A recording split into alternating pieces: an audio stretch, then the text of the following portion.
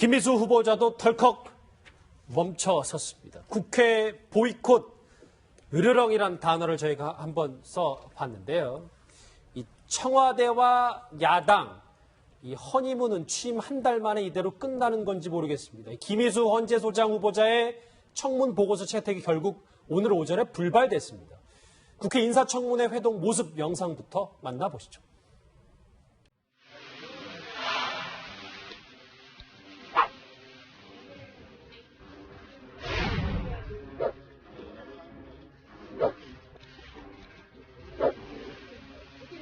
협치를 위해서 뭐 이런 거라도 해볼까요? 비공개하기 전에 하시고 그럴까요? 특별히 하신 말도 없어요. 좋은 결과를 만들어내기 위해서 노력하겠습니다. 협치를 위해서 아니 노력하겠다는 이렇게 인사전형을 하고 밀어붙이는데 무슨 협치? 네, 그래도 국무총리도 밀어붙이고. 청문회는 또 다르니까 그냥 밀고 오셨으니까 아이고. 네. 옆에 쓰기만 하죠. 네, 꼭 손잡고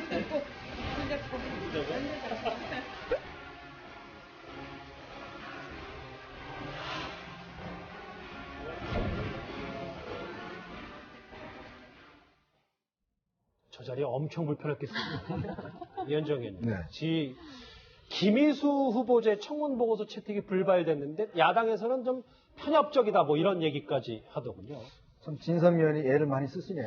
일단 뭐 어떻게 해보려고 지금 많이 애를 쓰시는데 참 이 김희수 후보자 같은 경우는 각 당마다 지금 반대한 이유가 좀 다 달라요. 예. 지금 보면은 이제 예를 들어서 5.18 그때 관련된 어떤 결정에 대해서 오히려 그건 뭐 자유한국당에서 지금 반대를 하고 있는 것이고 또 예를 들어서 지금 뭐 이 지난번 통진당 이 해산 관련해서는 또 이제 뭐 바른정당 이쪽에서 반대를 하고 있는 것이고 그러니까 어떤 각 당마다 좀 이해관계가 좀 다른 입장 같습니다. 특히 이제 아마 야당 입장에 특히 이제 국민의당 입장에서 본다면 지난번에 이낙연 후보자도 이제 총리도 통과시켜줬지 않습니까? 근데 이제 김희수 후보자도 통과시켜줄 경우에 당내에서는 아니 우리는 뭐 무슨 이중대냐 진짜 이런 또 이제 당내 이야기가 있어요. 또 당내에서는 통과시켜줘야 된다는 게 있습니다. 왜냐하면 김희수 후보자 같은 경우는 사실 이제 호남 출신에다가 일단 당내에서도 지금 통과시켜주자는 사람도 꽤 있거든요. 근데 그런 면에 봤을 때는 좀 상황이 상당히 지금 꼬여있는 저는 그런 상황이라고 보는데 그러니까 지금 이제 청문 보고서 채택 같은 경우는 그렇습니다. 일단 지금 헌법재판소 소장은 일단 임명 동의가 필요한 사항입니다. 국회에 일단 임명 동의를 해야 되는 사안이거든요. 그렇죠. 자, 그렇다면 굳이 이 청문 보고 채택을 못할 이유는 없지 않는가. 의원들한테 일단 맡기면 되지 않는가 저는 그런 생각이 들어요. 왜냐하면 나머지 이제 예를 들어 장관 후보자들 같은 경우는 이거는 이제 임명 동의를 하지 않기 때문에 그냥 청문 보고 채택 중요하지만 예를 들어서 지금 헌법재판소 소장은 지금 각자 당의 의견을 내갖고 그걸 그냥 그 보고서를 채택하면 되지 않습니까? 우리 당은 이런 이유로 해서 반대한다. 자, 우리 당 이렇게 반대한다. 자, 이렇게 내면 그건 국회에서 이제 투표를 통해서 해야 되거든요. 자, 그러면 지금 민주당만 찬성하면 통과 안 됩니다. 120명밖에 안 되기 때문에. 그럼 바른정당 뭐 이제 국민의당이 찬성을 해줘야 되거든요. 예. 자, 그러면 저는 그건 국회의원들의 손에 맡기는 게 저는 타당하다고 보는데 일단 보고서 채택까지 안 할 이유는 없지 않는가 좀 그런 생각이 좀 듭니다. 일단 뭐 자유한국당은 문 대통령과의 만남 요청조차 거부하고 있습니다. 오늘 목소리 거셌습니다. 들어보시죠. 야당의 목소리에는 귀도 기울이지 않으면서 단순히 밥만 먹고 언론 사진만 찍는 것이 진정한 협치는 아니라고 생각합니다. 김상조, 강경화, 김희수 같은 인사 참사에 해당되는 이런 분들에 대해서는 사실은 청문회 개최 전에 의당 본인들이 먼저 자진 사퇴해야 될 대상이다라고 저희들은 판단하고 있습니다. 그래서 청문회 경과 보고서 작성에 저희들이 원천적으로 참여하지 않겠다. 이것은 최소한의 항의 표시다. 네, 일단 정우택 권한대행의 얘기부터 해보면 문 대통령과 국회 상임위원회에서 이제 오찬을 갖기로 했는데 거기에 참석을 하지 않겠다 이런 의사를 밝힌 거잖아요. 그렇습니다. 지금 이제 제1야당이죠. 순식간에 이제 여야의 입장이 바뀌었는데요. 사실은 야당 입장에서는 지금 존재감을 드러낼 수가 없지 않습니까? 문 대통령 지지율이 오늘 여론조사인가요? 어젠가 나왔는데 갤럽에서 82%가 나왔습니다. 이렇게 계속 질주를 하고 있는 상황에서 야당이 만약에 이제 이 협치라는 이름하에 청와대나 뭐 여당하고 계속 이렇게 보조를 맞추는 게 되면은 존재감이 더 사라져버리고 자기들의 위치를 찾을 수가 없는 게 그게 기본 아니겠습니까? 그러니까 이게 뭐 반대를 위한 반대든 근거가 있는 반대든 일단은 반대를 해야만 자기 위상 확립부터가 가능하다. 그런 판단을 하는 게 분명한 것 같습니다. 그러다 보니까 어쨌든 정우택 대표는 지난번에도 그 이야기 청와대에 뭐 그때 여야 그 기구를 만들기로 하지 않았습니까? 협치기구를 만들겠는데 거기도 참석 안 하겠다, 이것도 안 하겠다 이렇게 가면서 공격의 포인트를 인사청문회에서부터 잡아나가고 야당의 위치를 잡으려고 하는 그런 모습입니다. 실제 인사청문회를 하다 보면 결국은 공격의 포인트가 생길 수밖에 없지 않습니까? 지금까지 우리 경험에 의하면 그죠. 그렇기 때문에 이제 이걸 빌미로 해서 남아있는 추경, 그다음에 정부 조직법까지 이렇게 쭉 공격의 포인트를 잡아가려고 하는 그런 전략이 아닌가 그렇게 보입니다. 일단 밥도 안 먹겠다고 일단 강하게 맞서고 있었어요. 상황이 좀 심상치 않게 돌아가니까 오늘 청와대 가만히 있지는 않았습니다. 조금 전에 강경화 후보자에 대한 국회 협조를 요청했는데 박수현 대변인의 방금 전 목소리 들어보시죠. 간곡히 호소드립니다. 강경화 후보자는 국제사회에서 검증된 인사입니다. 또 새로운 리더십으로 외교의 새 지평을 열어갈 수 있도록 도와주실 것을 간곡하게 요청드립니다. 지금 회의에서 대통령님의 요청이 있으셨고 지금 제가 말씀드린 이 발표문에 대통령님의 말씀이 녹아있다. 언뜻 봐서는 국회에 간곡히 요청하는 것 같지만 속내는 좀 우리가 강행할 수도 있다 뭐 이런 느낌은 안 드십니까? 그렇죠. 조금 전에 지금 이제 그 전병헌 정무수석이 지금 정우택 권한대행을 만났어요. 그러면서 이제 기자들한테 지금 이게 이제 외교부 장관과 국방부 장관, 아직 뭐 국방부 장관 발표가 안 됐습니다만 일단 한미 정상회담을 지금 준비해야 되는 그런 상황인데 이런 상황에서 외교부 장관 없이 어떻게 한미 정상회담을 준비하겠느냐. 이런 근거를 들어서 이제 야당에게 이 정말 강경화 후보자는 좀 통과시켜 줘야 된다. 이렇게 지금 오늘 지금 이야기를 하고 있는 상황입니다. 그렇죠. 그러니까 즉 청와대 입장에서 볼 때는 일단 이번 청문회에서 결정적 하자가 나오지 않았다. 그리고 이제 정상회담이라든지 외교 현안들이 지금 산적해 있다. 자, 이런 상황에서는 외교부 장관을 반드시 임명을 해야지만이 일단 외교를 할 수가 있다는 그 이유를 들어서 일단 제가 볼 때는 아마 오늘 내일 강력한 설득을 하고 안 되면 임명을 강행할 가능성이 좀 높다라고 봅니다.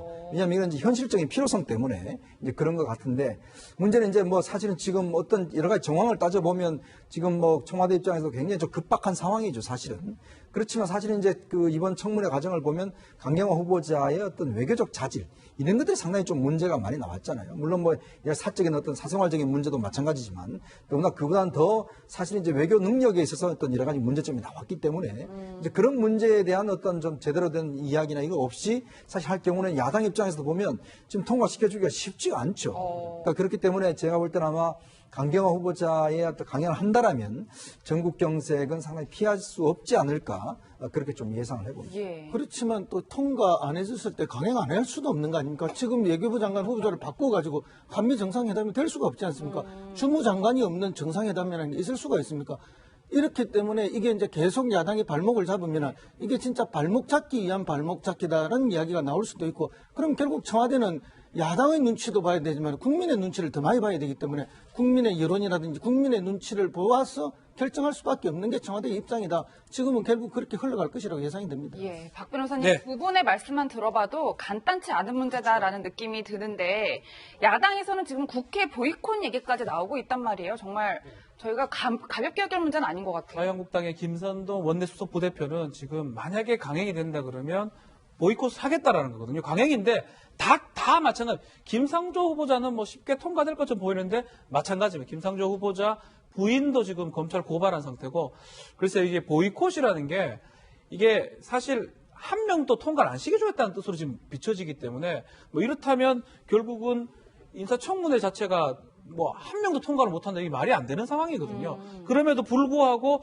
국회 보이콧을 한다는 하기 때문에 상황이 상당히 심각한 상황이 아닌가 이렇게 보입니다. 저희가 자유한국당이 국회 보이콧이 어느 정도 수준까지 할 수 있는지를 궁금해서 원래 정우택 원내대표를 연결하려고 했는데 2시에 이제 정무위 회의가 있어서 피치 못할 사정으로 연결을 못했어요. 이현정 의원님. 네. 자유한국당이 국회 보이콧을 시사하고 검토하면 이 수준이 우리가 생각하면 어느 정도 수준입니까? 근데 나가는 거는 쉬운데요. 다시 들어오는 거 어렵습니다. 이게 국회라는 게 지금 보십시오. 6월 국회 같은 경우는 사실 정권 출범하고 첫 국회입니다. 예. 그리고 어떤 면에서 보면 국민들이 지금 여러 가지 참 중요한 안건들 또 그다음에 법안들, 추경 예산안, 뭐 일자리 문제 등등 지금 이게 왜냐하면 지금 국정농단 사태 이후에 지난해 9월부터 지금까지 사실은 정부가 없었던 거나 마찬가지예요. 네. 전혀 움직이지 않아가지고 법안도 하나 통과 못했습니다. 자 이런데 국민들이 이제는 대선을 치르는 이제 뭔가 될 것 같은 기대가 있지 않습니까? 이런 상황에서 자유한국당이 보이콧을 한다. 제가 볼 때는요. 자유한국당이 보이콧을 하면 국회 안 움직이는 거 아니거든요. 바른전에 국민의당이 참가를 하면 국회는 움직여갑니다. 자 그런 상황이기 때문에 저는 자유한국당이 쉽게 결정을 못 내릴 것 같아요. 이 부분에서. 왜냐 지금 한번 나가면요. 이 들어오기 위해서는 또 명분이 필요합니다. 그러니까 말만 조금 세게 하는 거예요. 그러니까 왜냐하면 들어오려면 그럼 나가면 바로 들어올 수 없잖아요. 최소한 한 달은 버텨야 되지 않습니까? 그럼 무슨 명분을 또 들어올 거예요. 근데 이래 되면 당내에서 7월 전당대회가 또 있잖아요. 7월 3일 전당대회가 있는데 그러면 사실은 어떤 면에서 보면 자유한국당이 정말 이렇게 왜 발목만 잡냐 또 이런 이제 비난을 받을 수가 있죠. 물론 인사 문제에 대해서 그 문제 대응을 하지만 그러나 지금 와 있는 여러 가지 민생 연안들을 그것까지도 지금 통과 안 시킨다? 저는 그러면 그 국민들 비난을 어떻게 듣겠습니까? 지금 정부 구성 협조 안 해주는 거 이거 예를 들어서 한다라면 나중에 처음에는 청와대의 어떤 여러 가지 협치 문제 능력을 비난하겠지만 결국은 야당 비난을 받을 수밖에 없는 상황이거든요. 저는 그렇기 때문에 아마 잘 아실 겁니다. 나가는 건 쉽지만 절대 들어오기 쉽지 않으니까 결정을 잘 하셔야 될 겁니다. 예. 나가는 것도 나가본 사람들이 잘 나갑니다. 저분들은 잘 안 나가본 사람들이에요. 그렇기 때문에 쉽게 나갈 수도 없습니다. 말은 구두탄이라고 우리가 그러지 않습니까? 입으로는 강하게 이야기하지만 실제 저분들이 야당할 때 나갔던 것은 이제 박근혜 전 대통령이 대표를 하면서 사학법 개정 반대로 한번 나갔던 적이 있습니다. 그것 빼고는 거의 나가본 적이 없는 분들이라서 쉽지 않다는 생각이 듭니다. 예, 노 변호사님, 저는 또 지적하고 싶은 문제가 참 인사가 만만치 않기는 한데 앞으로 해야 할 인사들도 너무 많이 남아 있잖아요. 그렇죠. 지금 이게 국민의당이 참 애매한 스탠스인데 이게 두 가지 전략이 있습니다. 해줄 듯 하다가 안 해주는 전략이 하나가 있고 안 해줄 듯 안 해줄 듯 하다가 해주는 전략이 있습니다. 근데 마지막에 안 해주냐 해주냐 이런 거는 무엇을 가지고 결정하느냐 하면은 국회의원들이 전부 다 여론을 생각 안 할 수가 없거든요. 그렇죠. 예를 들면은 지금 뭐 강경화 후보자 같은 경우가 사실 가장 뜨거운 감자인데 지금 그분에 대해서 여러 가지 의견을 내놓고 안 하겠다는 기류가 형성이 되자마자 지금 그 국민의당의 그 홈페이지가 마비됐다는 거 아니겠습니까? 또 여러분들이 개인적으로도 혹은 위안부 할머니들조차도 강경화 후보자를 지지한다, 빨리 승인해달라 뭐 이런 얘기를 하고 있단 말이죠. 예. 그런 여론들을 그렇게 국민의당이 함부로 무시할 수 있을 것인가? 그 부분이 하나가 있죠. 또 게다가 박지원 전 대표 같은 경우에도 계속해서 페이스북을 통해서 그래도 우리가 협조해야 된다 이런 얘기를 하고 있죠. 결론적으로 말씀드리면 강경화 후보자도 마찬가지지만 또 김희수 후보자도 마찬가지예요. 김희수 후보자 같은 경우에는 이미 헌법재판소 재판관 될 때 그 5.18 당시에 그 사형 판결에 대해서 한번 논란이 있었었고 그게 한번 넘어간 상황이 되었단 말이죠. 예. 게다가 또 소수 의견을 낸다라고 해서 그것을 가지고 사상의 문제니 뭐니 문제니 하면서 이 헌법재판소의 재판관, 재판소장이 될 사람에게 법률가에게 그렇게 막 여러 가지를 가지고 물고 늘어질 수는 없는 거거든요. 그러니까 결론적으로 따지게 되면은 명분이라고 하는 게 그렇게까지 세지는 않다는 거예요. 김희수 후보자에 대해서도. 그렇다면 국민의당 입장에서는 해줄 듯 안 해주는 그런 전략보다는 안 해줄 듯 하면서 해주는 전략을 택하는 게 훨씬 유리해요.